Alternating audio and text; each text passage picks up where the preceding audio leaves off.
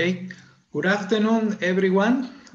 Today, we will continue with the 9th session of the special series of webinars on mainstreaming for industrial revolution that is being organized by the UNIDO Directorate on Digitalization, Technology, and Agribusiness.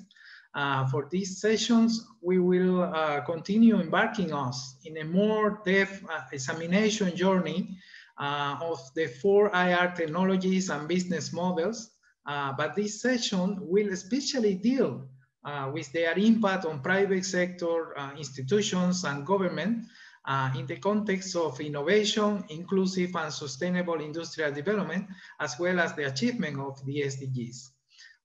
Dear all, I will share my screen now to introduce the agenda. So my name is Alejandro Rivera Rojas. I am the Executive Officer of the UNIDO Directorate of DTA, and I will be moderating this 9th session titled UNIDO Vienna University Sdg Innovation Center, Mainstreaming the 4 Industrial Revolution in the UNIDO Operations. For this occasion, we have invited the following high-level panelists. We have the pleasure to count with us with Mr. Bernard Kowach.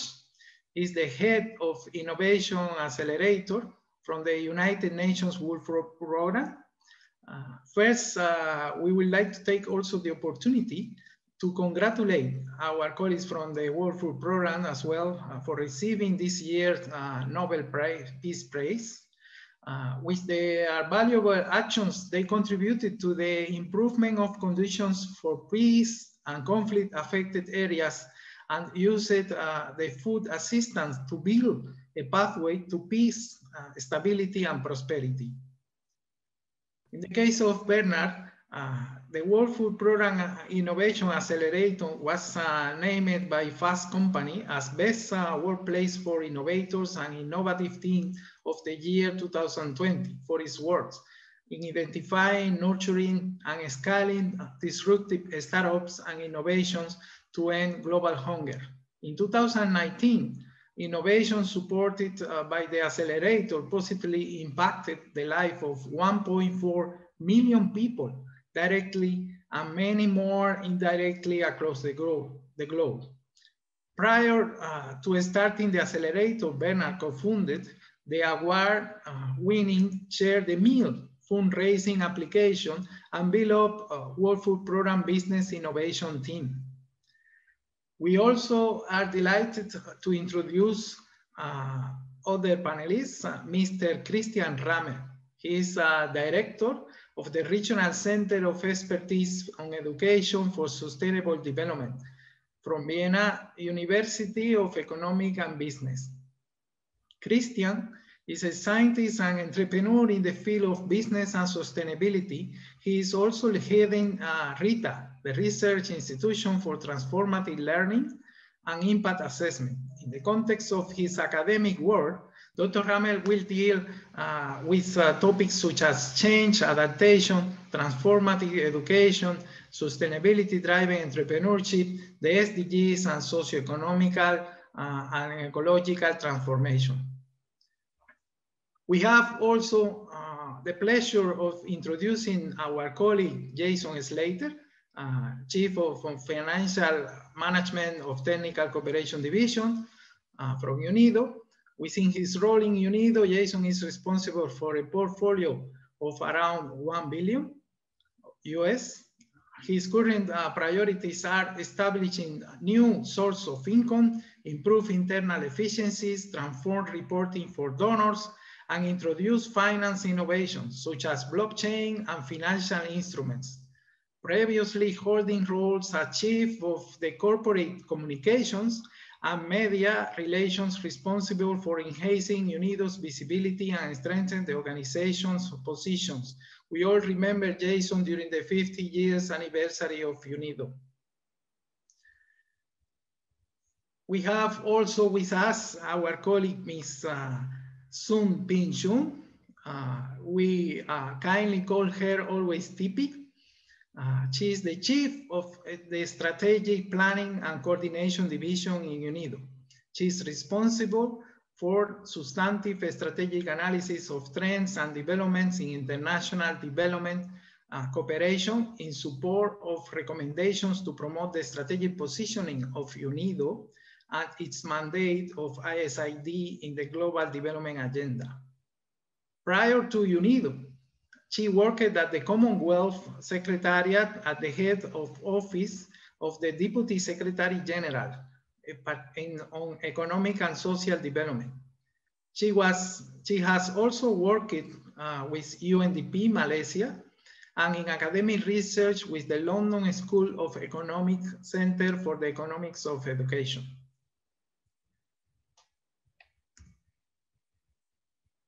Dear colleagues, innovation centers and accelerators can play a crucial role in linking creative ideas to speed up the implementation of the SDGs and the realization of the Decade of Action. In partnership with the Vienna University of Economics and Business, UNIDO is launching an Sdg Innovation Center that aims to leverage from digital tools to enhance the contribution of ISID to the SDG 9 and other industry-related goals of the 2030 Sustainable Development Agenda. This session will discuss the role of digital innovation, the significance of the new business models and cooperation strategies to support the 3 SDG pillars: people, prosperity, and planet. Our external invited panelists will provide further insights on the role of digital technologies and academic institutions in supporting the attainment of the goals related to the Sustainable Development Agenda, while our colleagues Tipi and Jason will provide what are the milestones achieved by UNIDO in the application of new business models brought by the 4th Industrial Revolution, as well as the preparations for the establishment of the UNIDO Vienna University Sdg Innovation Center. We will have a round of initial presentations from the panelists, and later we will start with a round of questions as usually for this session. For all attendees to this webinar, we would like to encourage you to raise your questions by using the chat function. For your information, today we will be recording the session and we will make the recording available thereafter in our internal Knowledge Hub platform. We will also share the panelists' presentations for your information. So having said that, I will stop sharing my screen now. And I will pass the floor to our first panelist. Bernard, the floor is yours. Alejandro, thank you so much for the very kind introduction. It's a real pleasure to be here. What I wanted to talk today to you about is about our experience also disrupting global hunger with innovation and technologies, and specifically our accelerator process in that regard. Now, if you first want to take you into this realm that we operate in, when you think about food delivery, you may think about Delivery Hero, Uber Eats, whatever it is. In a lot of cases where the word food program delivers, it looks like this, right? It's an emergency context. It's where there is a disaster that has strike, or there's a war, but there's also other reasons why there's hunger, right? But let's shift the context into that realm. Now, the context of hunger in the recent trend, unfortunately, is negative. So which means there's actually an increase of hunger numbers. So despite this, the long-term trend is still actually we're making progress as a world. We need to reverse that trend. And this is driven by conflict, climate change, and COVID-19. So we need innovations, technologies to help us to tilt that curve towards zero. And is what food program we are generally operating in in 88 countries, reaching about 100 million people. And we need to make sure that everything that we're doing is the most efficient that we can do in saving lives, but also how we can change lives. So sustainably build up people for resilience, for better future going forward. And thank you again for the kind words for the Nobel Peace Prize. We are really still you know, it's unbelievable for us. It's a very humbling moment for all of our staff worldwide, but also that the 690 million hungry people are back in the global spotlight. Now, what some of you may not know is that the World Food Programme is also the backbone to the COVID-19 response to, like, for WHO and a lot of other NGOs. In May, we were probably the largest operating airline, because, well, none of the other airlines were flying, because we also operate the UN's airline and doing that globally in other different places. But let's now get to the innovation part. So I'm the head of our innovation accelerator that you already kindly introduced. Like, we couldn't do this without the partners and generous donors that we're having. But what we're really doing is we're running, like, we have a small incubation function we call Frontier Innovations that looks at blockchain, artificial intelligence, and other fourth industrial revolution aspects. And then the rest of it is, if you want, a traditional accelerator program. So we're looking for innovation, we're sourcing them globally. We run typically 1-week training programs that we call innovation boot camps. We actually just ran the 32nd boot camp 1.5 weeks ago, so like in the last 5 years. Then the next phase is a sprint program, which you may know from a private sector startup accelerator. And then the last phase is what we call scale-up enablement. So the most successful innovation, those that can disrupt hunger, those are the ones that are now 14 that really have impact in multiple countries in different other places. Now, and we also now operate these aspects for, you know, other different partners like Humanitarian Grand Challenge, the Bill and Melinda Gates Foundation, and others. Now, a couple of examples that I wanted to share with you as well today. And this is just something that as food for thought, where it's like, how do we really use technology in our work? Now, eShop is an example in our early stage program. It's actually has been developed by our World Food Programme Somalia colleagues. It's coming back to the introductory statement. It's literally ordering food on a smartphone or by text code on your mobile for vulnerable people in Somalia. And so, like, there's already 90,000 people who are using this. There's a $1.4 million sales. It was developed before COVID-19, but right now it's even more important because people can socially distance, they're safe, and they can order food. Another example, and this is where we get into a fourth industrial revolution, is like what we call building blocks. It's right now the humanitarian sector's largest blockchain cash distribution system. Right now we have 770,000 refugees actually using it so they can go into stores, they purchase food. It's Syrian refugees in Jordan, but also Rohingya refugees in Bangladesh. And as a side benefit, we save 98% of the banking fees, but we really do this for better collaboration. So it's not my system, your system, it's the it's essentially the blockchain system that you're having. And it's really one of those aspects also where the accelerator approach has helped us really develop this further. Another example that I want to highlight, and this is just for artificial intelligence connoisseurs among you, Hunger Map Live, which is something that you can actually check out, hungermap.wfp.org, is you can right now, it's essentially like real-time monitoring from field monitoring data that we have, but we're also overlaying this like with nightlight and satellite analysis using artificial intelligence, having near real-time essentially development of this for like undernourishment data in crisis regions, even like Yemen. And so like this literally changes every day, so you can check this out if you're interested. And then just the last example that I want to mention, and I know this might be mentioned as well afterwards, is like one of the, Share the Meal is one of the successful examples where like, it's really inspiring for us. I was like, what does it actually take to really change, the world, or like how do we reach the SDGs? Now, Share the Meal has by now reached fundraised over 91 million meals. It was just awarded as Google's best apps of 2020, Apple's best apps of 2020. And if you have Tim Cook announce you on like the CEO of Apple in a video saying like, Zoom, Pokemon Go, and Share the Meal, you know that this is a really like exciting moment for the team that has done that. But it's really this question of like, what does it take to transform and like take technology and use that to the next level? And with this, I just wanted to say thank you. If you want to have more information, check out our website, innovation.wfp.org.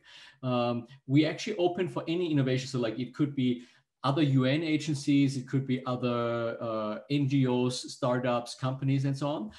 And we also have a Twitter, WFP Innovation, and a LinkedIn page. But with this, thank you very much for the attention and looking forward to the discussion. Thank you. Thank you very much, Bernard, for all this very detailed explanation on the different, how innovation can really boost and support countries to reach SDGs, particularly commensurate the effort on fighting hunger in the world with the use of all these digital tools of blockchain, artificial intelligence, etc. Let's move now with the second panelist. Thank you, colleagues, DTI, Alexandro, for giving me this opportunity. Most of you know me from my financial background at the moment, and as Alexandro mentioned, the 50th anniversary and a number of other things. So I'm excited to talk about something slightly different than my day job today. Let me start by thanking Bernard for joining us today. And again, of course, for WFP and all colleagues on getting the Nobel Peace Prize. I have the pleasure of actually seeing firsthand and being part of Bernard's team when I joined the first UN Innovation Bootcamp last year. TP was also there as one of the observers. It is one of the most difficult but exciting experiences I think I've had in my career. In those 5 days, Bernard worked me harder than any boss I've ever had in over 20 years. So, but it was great. And I hope that we in UNIDO can realize something similar in partnership with Christian and his team at the WU. So I also have had the pleasure of working with Christian as well over the years. Some of you might remember we did a virtual reality video a few years back at the 50th anniversary. And it was with Christian's team that we managed to do that on one of our projects in Armenia. Anyway, so today I'm going to talk about the impacts of the fourth industrial revolution on business models and adaptability. So, because a lot of what we talk about with Industry 4.0 focuses on the technology without actually understanding that there is a business model that sits behind that. And the business models that we're seeing now under 4AI are considerably different than those that we will have experienced 20, 30, 40 years ago. The emphasis now is much more on the creation of value from the generated data and assigning a central role for customers. Customers take lead on a lot of what we do today. And this has been born through digitalization. And a number of examples that we see are in terms of user-generated content, distributed inventory systems, peer-to-peer networks. A good example that I have here is our digitalization allowed the value to be created through certain processes in a distributed manner. Instead of being centralized, it was moved to the grassroots. Most of us here, I'm certainly during COVID, have been using Amazon, probably more than once.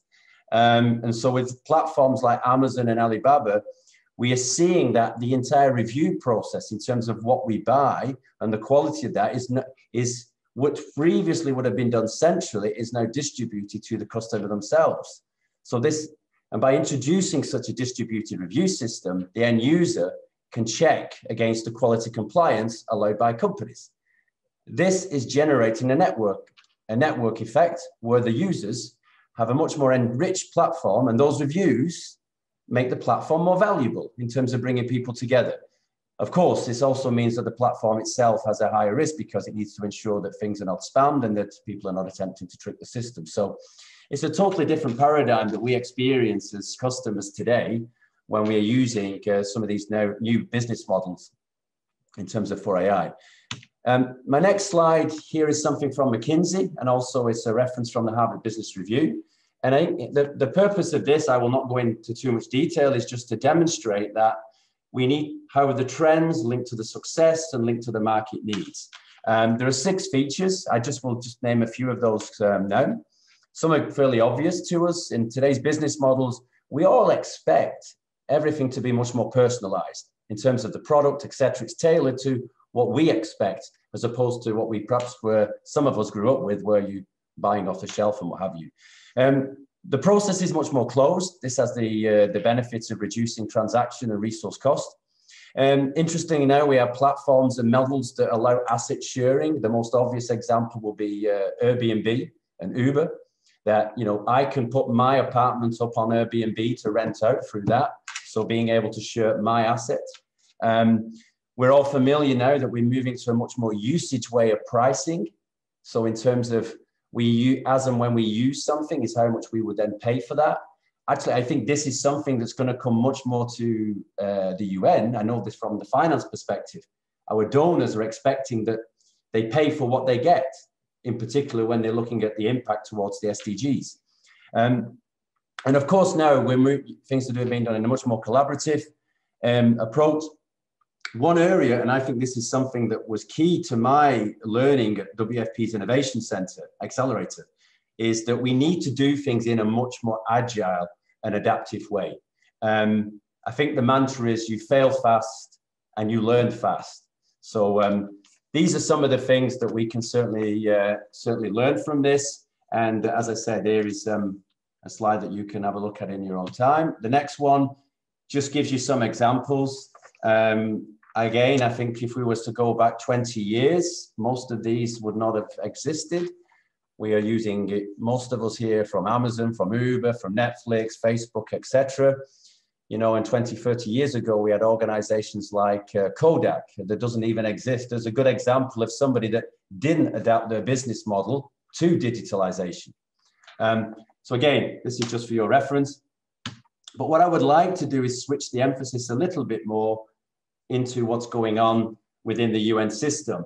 Again, one of the things that we have now come together is we have a UN Innovation Network. I think TP will talk more about that later, but they themselves have an excellent platform that I think it's available in the chat where you can see what's going on, whether it's WFP, UNHCR, even ourselves, UNIDO, DTI colleagues themselves have got many projects and programs where 4AI is being embedded within it. So I just share a few. This one I will not talk too much about. This is much more for Bernard. Maybe he can say more later. But I think, again, we need to do a double congratulations because, as he mentioned, this app, the world's first app against hunger that demonstrates interconnectivity. Share the meal. My numbers are even outdated, I just noticed. I apologize. I saw 91 plus million. When we extracted this, it was termed at 90 million. But yeah, here is a great example. And when you get the support of Google and Apple and you see that they are recognizing what the UN is doing in innovation, that not only helps WFP, but it gives the rest of us a major, major boost. An area that's closer to what I'm actually dealing with at the moment in finance in terms of back office is how can we leverage technologies such as blockchain and cryptocurrency in terms of changing our business models. UNICEF have been doing this for some time. They become almost the masters of blockchain along with WFP, and they are losing it now in terms of mobilizing new financing. So they're actually introducing their own cryptocurrency to mobilize different types of funding. I mean, UNICEF, as we know, are extremely successful in the way that they spread their message, the word, in terms of actually increasing their funding. And it is something certainly that other organizations are looking at, UNCDF, UNDP, and also UNIDO. I'm pleased to announce that just last week, we have established a partnership with BMZ, the German government, with KfW, the development bank, and we're going to start using blockchain as a way of demonstrating to our donors that the money that they give us, where does the money go? And what is the impact that's being achieved from that? So we're going to pilot this tool, it's referred to as True Budget, and we're going to launch it with a project from our agro colleagues in March next year. So that is a very exciting area that already us as an organization are getting ourselves involved in. Another example here from UNHCR on biometric identity management. You can have a look at this afterwards. But just to wrap up my slides before I move on to TP, I just wanted to bring in one aspect. It's okay to talk about business models and technology, but one thing that we've learned this year, certainly after the experience of COVID, is we need to become much, much more adaptable as a workforce. This is something that the UN reform process is looking at. We're looking at how is digitalization impact us, organizational transformation, strategic finance, etc. So just to wrap up, one of the key things that we need to look at as being capable in ourselves, but also in the people that we work with and that we hire, is that we need to be much more adaptable to not only in terms of the technology, but the environment that we are operating in. And this was highlighted by LinkedIn as the major in-demand capability back in 2017 and 18. And with that, I thank you for the opportunity, Alexandro, and yeah, look forward to questions later on. Thank you very much, Jason, for this very nice insight on the different business model approaches and evolution with the 4IR. I think this is very important for our colleagues to understand that when we are talking about 4th Industrial Revolution, we are not only talking about technology, but also on the paradigmatic changes in the economy. Then I will pass the floor now to Tipi. Yeah. So Tipi, the floor is yours. Well, thank you very much, Alejandro, for this opportunity to participate in this panel. And I'm pleased to be able to share how UNIDO can potentially mainstream 4IR into its operation. My presentation starts with a recall of what happened in September 2019. The international community had come together to review its progress towards the 2030 Agenda for Sustainable Development. And when they came together, it was already identified that action to meet SDG 9 is not advancing at the speed and scale required. This means that we will not meet the 2030 agenda goals for SDG 9. Therefore, in 2020, in January, the international community launched what we call the Decade of Action. And what the Decade of Action aims to do is to look for innovative solutions to accelerate the achievement towards the 2030 agenda. In this regard, the international community also referenced and referred to the Global Sustainable Development Report 2019, which identified certain approaches that is believed to be able to help us to achieve the 2030 agenda. And one of them is the need to scale up technological innovation. Over and above this, they also noted that it was extremely important to be able to shift away from business as usual actions and address developmental challenges across many sectors in order for us to achieve the 2030 agenda. Come 1 year, we now see that the need to shift away from business as usual models has become more urgent than ever with the current pandemic. Now, aligned with this, what we have also observed from the strategic perspective is that there have been several active initiatives by the UN Secretariat as well around digitalization and technology. The latest being the Roadmap for Digital Cooperation by the Secretary General in June 2020. If you read this report, you will find that the SG has noted that the UN is ready to serve as a platform for multi-stakeholder policy dialogue on emerging technologies. This report also urges the UN system to identify innovative mechanisms for applying a digital lens to developmental issues. And we certainly know and recognize the importance of innovation. And within the UN system, in addition to those earlier initiatives that I've shown, the UN system has also been exploring trends and organizational changes towards frontier issues since 2017. Now, every year since then, UNIDO has contributed to a survey on innovative capabilities that is being discussed at the Chief Executive Board. And what is the Chief Executive Board? The Chief Executive Board consists of executive heads of 31 specialized organizations, including UNIDO. And based on that survey, since 2019, it has found that since 2017, and in 2019, the trend shows that more UN entities have key innovation capabilities and more are planning to build on them. And what is interesting is that the survey results also show shifts in organization culture and leadership behavior towards innovation. As many of you would have known during this time, I think UNIDO has also seen a number of shifts. And here you can see, based on the arrow, we have been actively mobilizing our networks to stimulate and accelerate innovation. We have initiated several technical projects through our technical cooperation colleagues. We have also looked into projects that assesses where our member states are and as we support them to identify how digital and advanced solutions can be applied in their priority economic sectors. Now, corporately, in 2019, as Jason mentioned, UNIDO was selected to attend the very first interagency bootcamp in Munich hosted by WFP. We also joined the UN Innovation Network, an informal collaborative community of UN innovators interested to share their expertise and experience with others to promote and advance innovation within the UN system. And to be part of the UN Innovation Network, we adopted the principles for digital development. And what are these? These are 9 living guidelines designed to help integrate best practices into technology-enabled programs. Of course, in 2019, many of you would know, we also released our flagship Industrial Development Report 2020. This report explores industrialization in a digital age. And we are also continuing to be active on the Global Manufacturing and Industrialization Summit. At the same time, if you recall, in November 2019, our member states adopted the Abu Dhabi Declaration, where if you look at the declaration in paragraphs 10 and 11, the role of the 4th Industrial Revolution and UNIDO is well noted. Subsequently, in 2020, the Department of Digitalization, Technology and Innovation, or DTA-DTI, was established in response to the Abu Dhabi Declaration and to the growing demand from our member states for ISID support in the era of the new industrial revolution. We know that DTI is helping to address the opportunities, challenges, and risks stemming from the 4th Industrial Revolution and its contribution to sustainable socio-economic progress.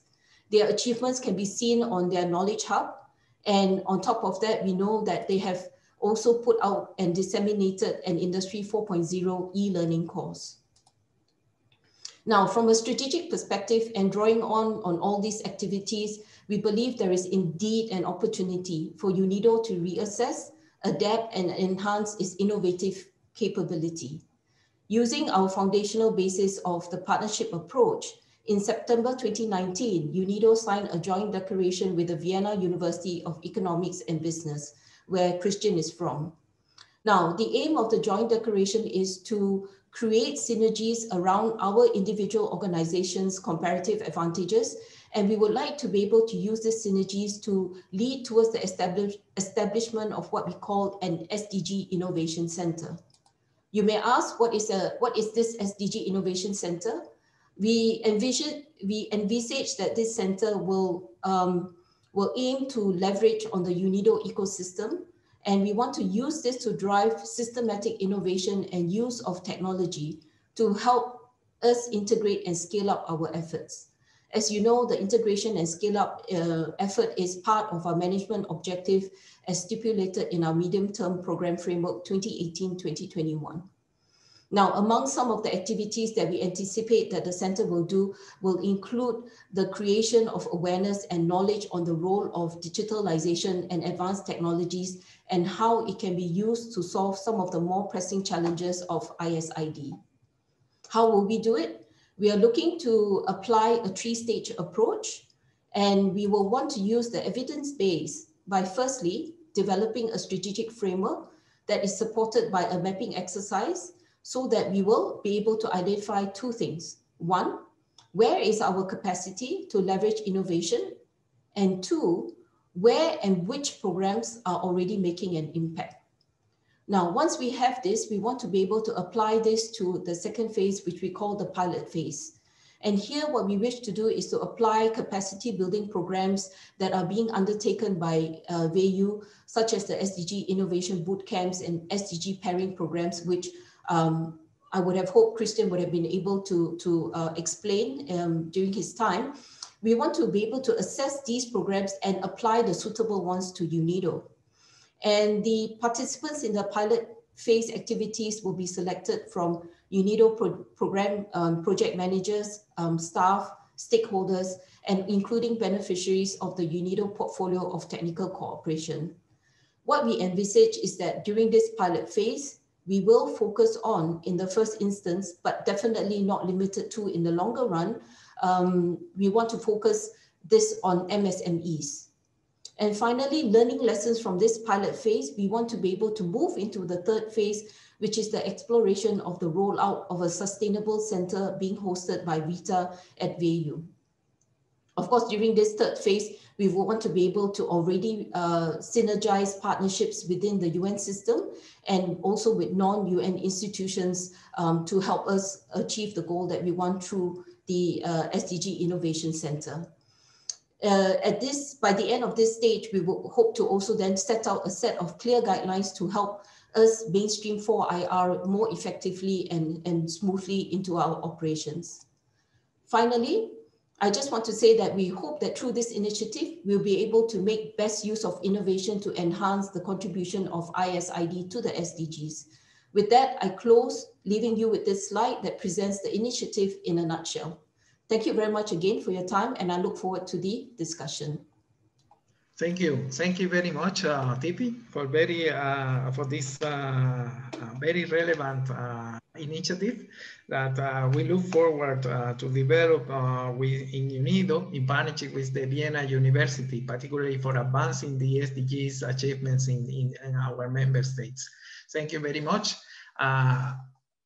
As we are waiting for Christian to be connected again, we will continue with the round of questions. Yeah. So the first question is for Bernard. Bernard, what are the most critical factors that UN agencies should consider when integrating digital technologies in their projects? So the first advice that that I'm always giving other colleagues, and I've been actually speaking with a lot of others also before we set up our own innovation accelerator. So because UNICEF and UNHCR actually set up the first innovation labs. I think the first is always to understand like your own organizational culture and the needs and the operation, and like what you actually are doing, and like what are the requirements of the nature of what you're doing. The other thing is like have somebody who actually knows what's best practice out there and have that inform you and influence you. I mean, that's also why, I mean, we are right now actively trying to package up knowledge that we have gained, like, and make this open source and public so that others can benefit from some of the lessons learned that we've had. Similarly, as I was sharing, like we've had this conversation with UNFPA where they were in the journey and they said, like, could you run like such a boot camp for us for our own program? And like we have been actually doing this on a cost recovery basis. Now, my advice for everybody is like, okay, start with something tangible. Think about like who is your user, like whose problem are you solving, and trying to see that there's a value that you're bringing through this innovation, like, because it's really talking about like a lot of different aspects. I think innovation is one of those areas. Why is it called innovation? Because it's inherently new. And so you don't know a lot of things. So like having a plan is important, but once you have a plan, you have to actually learn along the way and keep on evolving. I think that would be my advice. Okay, thank you. I think it will be important for us to follow that one, particularly getting this answer from a Nobel Prize. Thank you. I will continue with the other question is for Jason. Jason, UNIDO, through all its operations, including technical cooperation activities, generates a large volume of data that is sometimes underutilized and even lost. How could digital technologies be leveraged to enable more efficient use of this data and thus improve in-house synergies and integration? Yeah, thanks for the question, Alexandro. I'll just take a small step back in UNIDO. If we go back 4 or 5 years ago, you may recall that we already started to do this through our open data platform, which was basically a call to our member states that we show our projects and programs. I mean, now this is something that's been mainstream with most other organizations. So it's already clear that the data that we collect and what we may or may not own, that we should ensure that we have platforms in place that will enable us to better visualize that. Just some examples. I mean, I'm coming back to the example I mentioned just before about how can a technology like blockchain better help us in terms of improving our donor reporting. It is one thing to show a donor how much we have spent, but it is another thing if you can show them what is the impact that is being generated from that. That's actually the project that we presented at the WFP Innovation Accelerator, that they really challenged us. And I think that point that Bernard just made was key. They kept repeating, who is your customer? It's a difficult one for UNIDO to talk about because you have your member state and your beneficiary. So I think more than ever that there are tools now that we need to think about. I know you guys in DTI are already doing it. You think of agro industry, you think of the use of sensors in terms of What can we do around coffee value chains? We think of our IRPF now that's going to collect a lot of data that should link to SDGs. It's absolutely essential that we start looking at how we can better leverage these technologies for our use, and it can only help. We know by definition that through the business models we presented, it will enable us to better collaborate.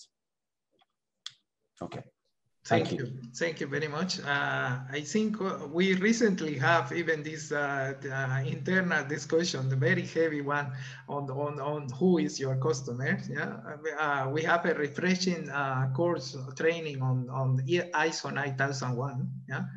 2015, and recently all our colleagues participating in this one were discussing whether it's what is the right definition. Thank you, Jason. I will continue with Tipi. Tipi, what are the challenges ahead in mainstreaming innovative solutions across UNIDO operations? And what are the ingredients to nurture an innovative mindset within the organization? Thanks very much, Alejandro, for that interesting question. I want to answer the second part of your question first, because I think that potentially is a bit easier. And I want to take us back to 2018, where the UN Secretary General actually asked this question: what can we do to make the UN more innovative?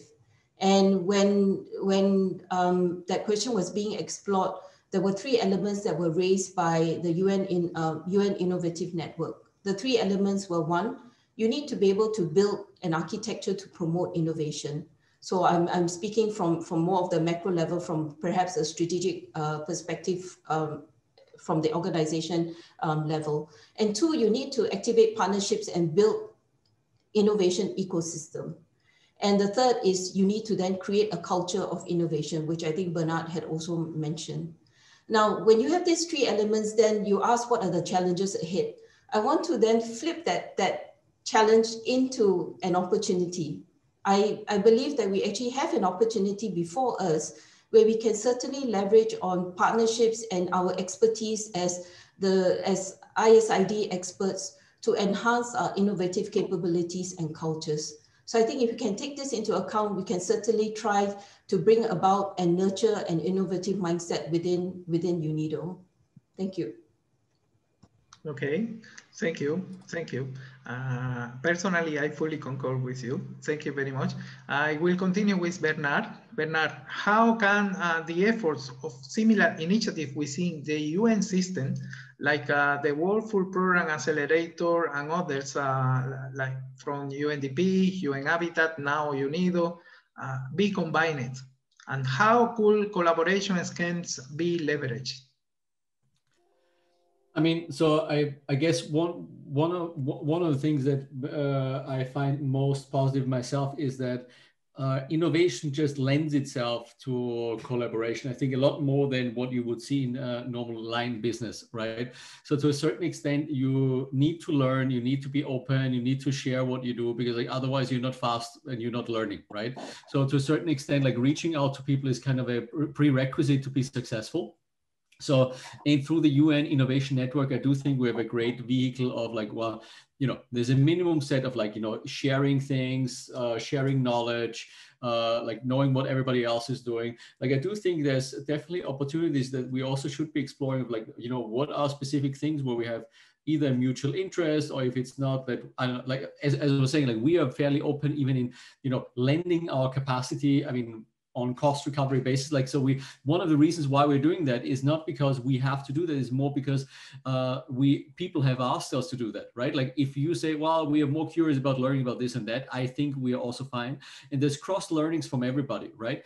I think then when you are talking about like, in answer to the question about who is your client and like which problems are you solving, often enough, we're actually doing different things, right?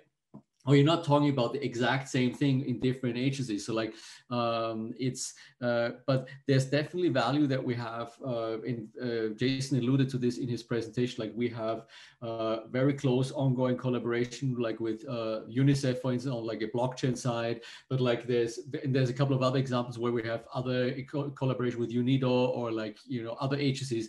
So, but this is definitely an area we should keep on exploring, keep on challenging ourselves to make sure that, you know, sometimes it makes sense to just like actually do something because it's big enough to be like a standalone entity. But sometimes maybe it makes sense to join forces.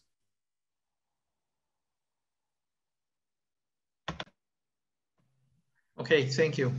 Thank you for this very comprehensive answer. I will continue with Jason. Jason, governance regimes are vital for minimizing risks. In this sense, how can developing countries play a more active role in development and adoption of regulations related to emerging technologies? Thanks, Alexandro. I think I will do this by just giving what I think is a couple of very good and practical examples. The most obvious one that we're all familiar with in terms of looking at our member states, etc., is the EU data protection law. You know, when they introduced the General Data Protection Regulation back in 2016, this was obviously a reaction to some of the things that was going on around Facebook and what have you. So ensuring that our developing countries have certain standards and regulation in place that governs the way that we use data is absolutely essential. And that specific law now, even the UN are being asked to adhere to it. We are challenging it because we don't like it, but we are being asked ourselves to see how we can adopt it. And it has been already taken on board by a number of countries. Another one that I think is very relevant, which is more as well for DTI colleagues, is Internet of Things, is how can we ensure with our developing countries that there is a standardization in terms of protocols and what have you.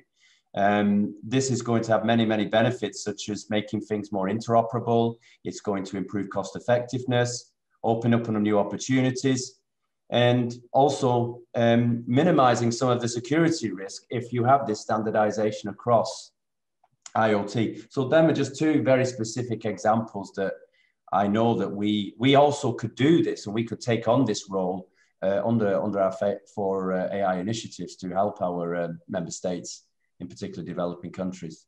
Thanks. Okay, thank you, Jason. We always try to challenge our panelists with these technical regulations, questions and standards. Thank you very much. Tipi, how does the Sdg Innovation Center complement the current engagement of UNIDO with UN Systemic Forums platforms, publications on innovation and technology issues, such as the UN Innovation Network or the STI Forum on UN technologies, etc.? Okay. Thank you, Alejandro, for that question. Those platforms and those elements that you just mentioned, in my view, I see them as the UNIDO ecosystem, as part of the UNIDO ecosystem. And I want to go back to our basis of our foundational basis of partnership, applying a partnership approach. And here, what I feel and see is that we need to find the synergies between these ongoing initiatives with the Sdg Innovation Center, particularly given that the Sdg Innovation Center is meant to provide the capacity building, sort of the practical training and coaching to mainstream technology and innovative solutions in our 4 core functions. And again, I strongly believe that we need to strengthen our collaboration with each other.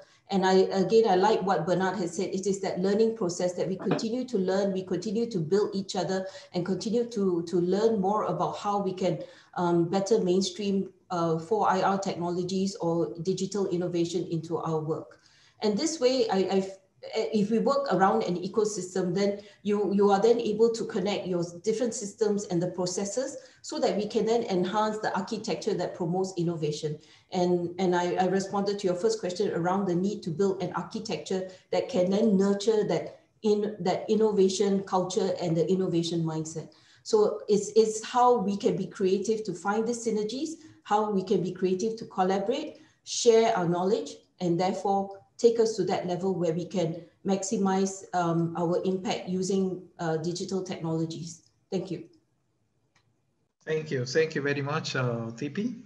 As our colleague Christian is still having some technical problems, I see this is one of the challenges that we have with the technology and the fourth industrial revolution as well.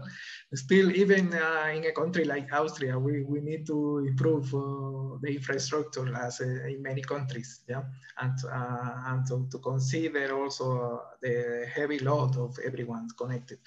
I will continue now with Bernard.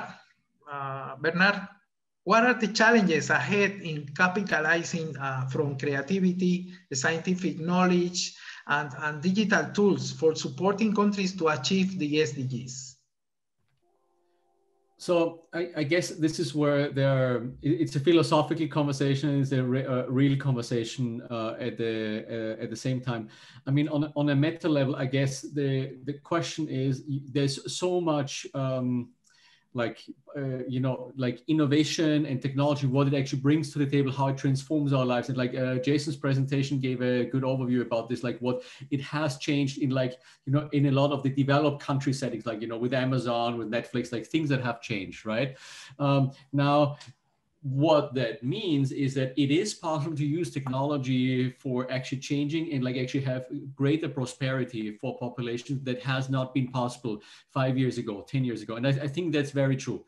Now, if we're thinking about developing countries in particular, there is a question then, how do you make sure that one, they are part of this journey and they can actually also partake in this, either by supporting local stakeholders, supporting local entrepreneurs, or by supporting maybe international, other actors to actually foster them and be active in developing countries. What we see from our side is the World Food Program is we see a lot of, from the calls for applications that we see, we get applications globally. We have typically in every 3 months, 800 applications. And we choose the 10 best globally. Why do we do that? Because our role is we're supporting the best entrepreneurs, the best startups, the best innovation teams. Now, I recognize there's 790 others that also applied, which means that there's a question about maybe there is also good startups. So definitely there's a question about investment. There's a question about how do we support others who are innovation minded, who also would want to have support. And then, but the challenge here is, how do you best bring together, entrepreneurial mindset, technologies, but also then, people with technology or leverage, like organizations, like private sector organizations, large organizations like UN organizations.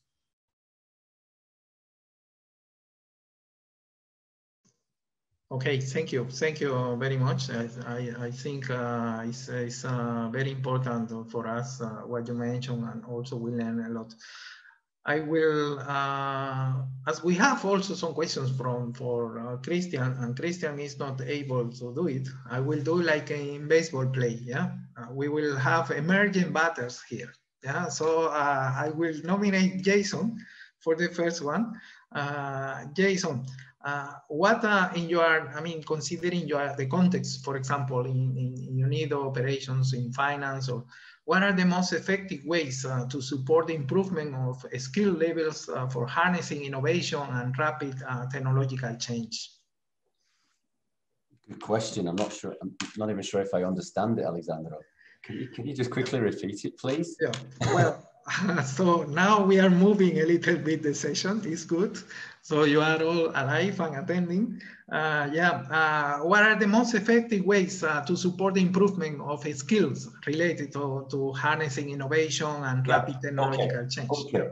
A simple one. No, it's okay. And actually, if I may, I always like to be evidence-based. So I know I didn't really get much chance to talk about the adaptability in my slides, but one thing that not only UNIDO, but the entire UN system is looking at as part of the reform is how on earth are we going to be adaptable for all of this that's coming? So adaptable meaning how can you be effective, yeah? One thing that we specifically did last year, I think TP, you also kindly took part in this assessment. We did what was called an AQ. We actually went through an assessment tool to see how we in finance are prepared for what is coming.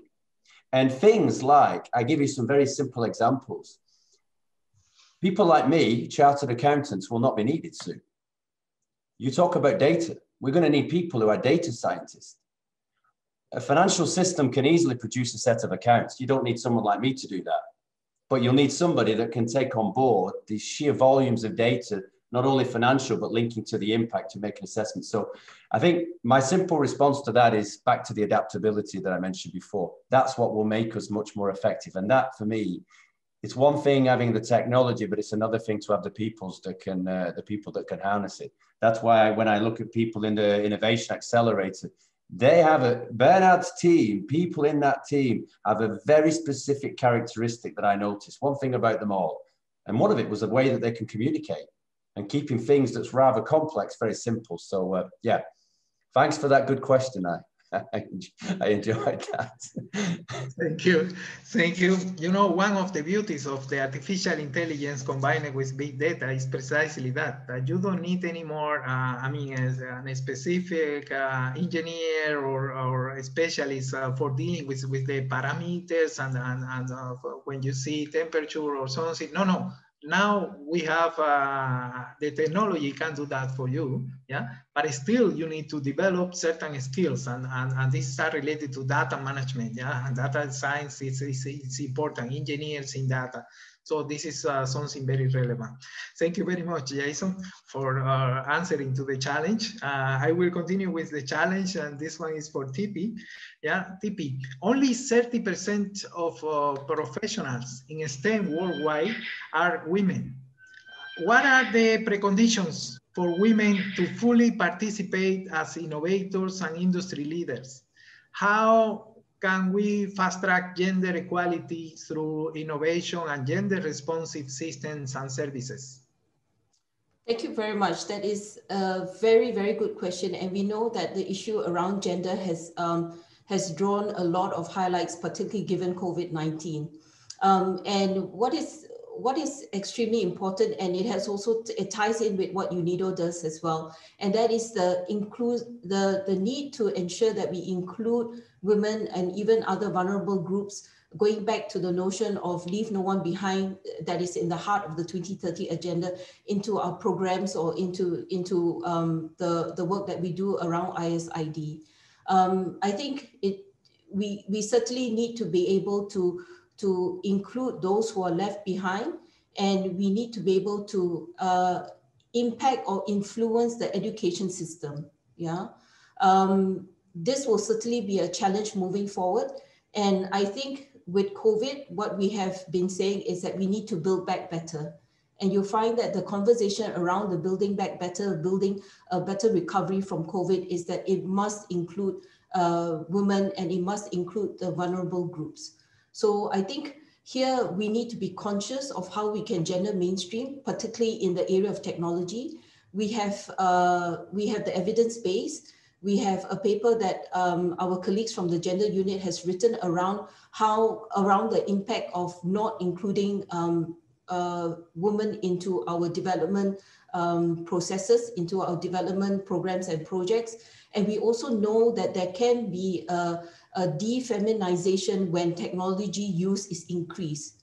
So I would tap into Jason's belief in the evidence base. I'm very much into it as well. We need to use that to tweak our programs and tweak the way we work to ensure that we meet the objectives of our wider development goals. And of course, within the UNIDO mandate, it is the promotion and achievement of inclusive and sustainable industrial development. Thank you. Thank you, TP. Thank you very much. I will finalize with an overall challenge for all of you. Yeah, if you can say, if you can mention in one line or one phrase a key message on how we can help countries to achieve the SDGs to accelerate this path for the countries. How? I will start with Bernard. Let me actually think about that for a second. So if somebody else wants to chime in first, like I'll pass the word to somebody.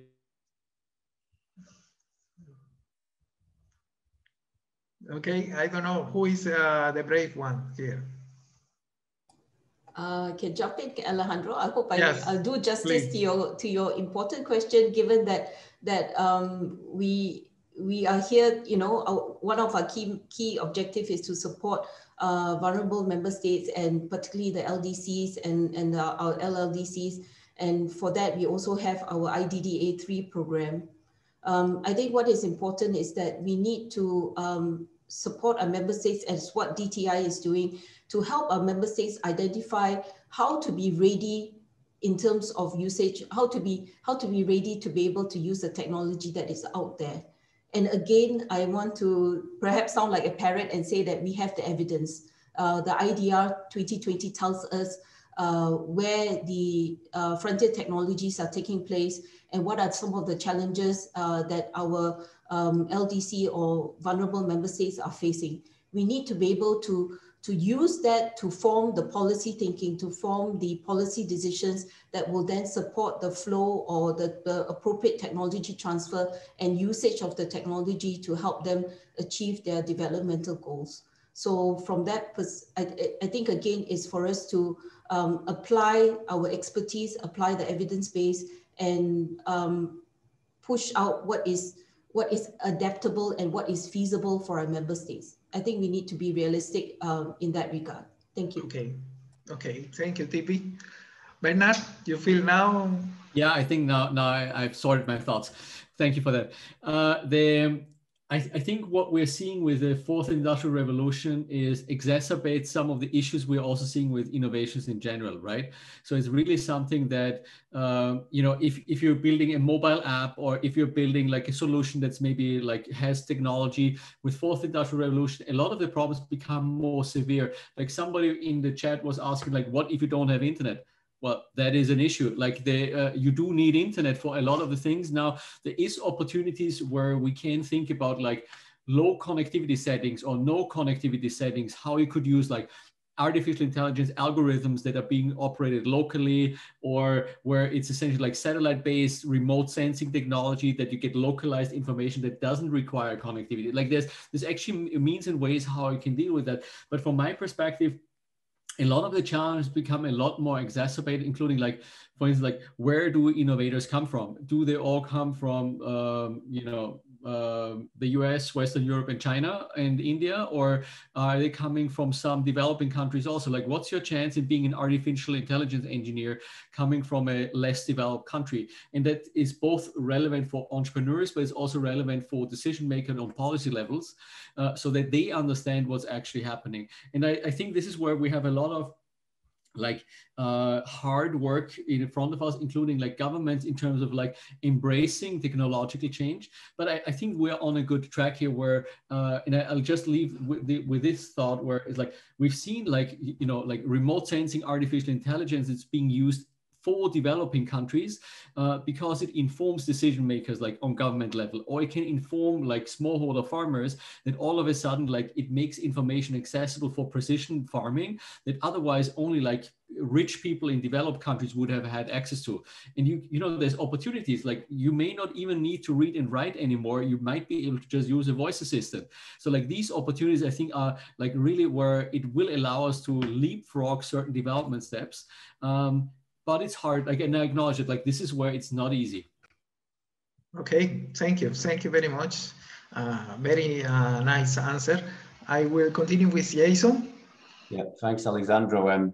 Tough one to follow on from Bernard on this, but I will try to be open and practical in this response. I think we are at a stage as an organization now where we're going to have to change our mindset about how we see innovation and see how we see technologies. And my response will be simple, that we're going to have to move into a different mindset, that we will try. We know we may well fail, as I mentioned before, but we will learn. And from that, I hope we will achieve the objectives that have been given to us, you know, from our member states, under the, and especially in terms of inclusive, sustainable industrial development. We will need to think differently. And we all know that from what we just experienced in our own lives in the last 12 months. So And that's what I hope through this, and whether it's collaborating with organizations like WFP or VU, etc., that coming together, we can hopefully really achieve some very, very interesting things in the next few years as an organization. So thank you, Alexandro. If I may just interject, I have Christian, I'm going to try and talking about technology. I'm trying to be a little innovative. I have Christian on my phone. If I put him on loudspeaker, if nothing else, he can say apologies. Okay, so I give it a go. All right, Christian, you have my mic. Thanks a lot. My sincere apologies. I'm very, very sorry. The moment I started, my laptop broke down and he's still dead. And when I tried on my hand to Zoom, I found out that my hand doesn't like Zoom so much. And so I'm very, very sorry. Technology was completely against me, and I really, really hope there will be an opportunity. Sorry for my absence, but I was sure it was a very good discussion, a very good panel. Sorry for my absence. Thank you, Christian. From our side, we must say that we are in depth with you, and we will try to organize another session where you can explain, because I think that this was an important element that my colleagues will be grateful to hear, particularly on the different type of elements and potential programs that we can develop within this innovation center, yeah? Particularly the pairing programs with the SDGs and the pilot boot camps, etc. I think most of our colleagues will be very grateful to hear about it. So we will organize another session, particularly to touch more on this. Thank you for your disponibility. Yeah, thank you very much. Okay. Thank you, Christian. Okay, colleagues, I would like to thank all our panelists at this moment. Thanks a lot, Bernard, Christian, Jason, and Tipi.